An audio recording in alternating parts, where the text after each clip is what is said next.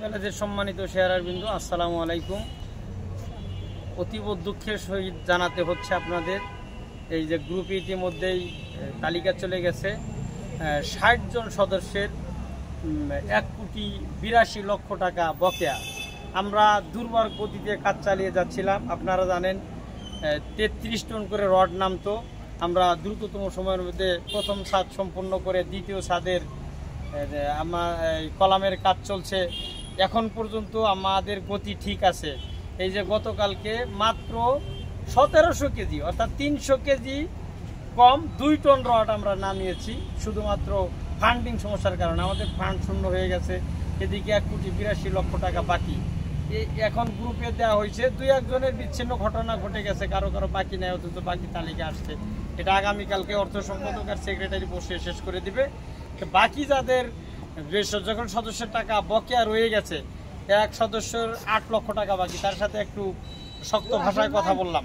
সম্মানিত শেয়ারবিন্দু, আপনাদের বলতে চাই, এটা একটা সামাজিক আন্দোলনে রূপ দিতে হবে। আমরা একা বলে, নির্বাহী পরিষদ একা বলে টাকা ঠিকমতো আসতেছে না।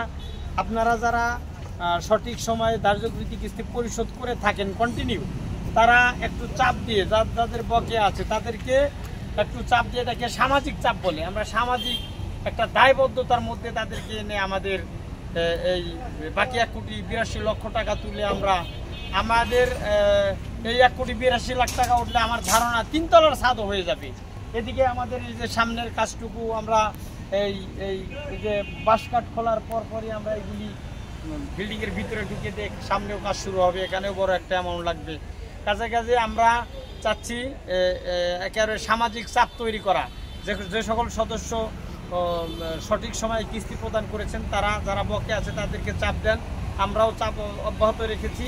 আর যারা বকেয়া কিস্তি রেখেছেন তাদের উদাত্ত আহ্বান জানাই, তাদেরকে বিনীতভাবে অনুরোধ করতেছি, আপনারা আর কাল বিলম্ব না করে আপনারা দ্রুত সময়ের মধ্যে কালকে পরশু এই আপনাদের বকেয়া কিস্তিগুলি পরিশোধ করে আমাদের এই কাজের ধারা অব্যাহত রাখুন।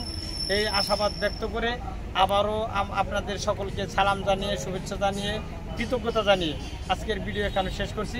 আসসালামু আলাইকুম।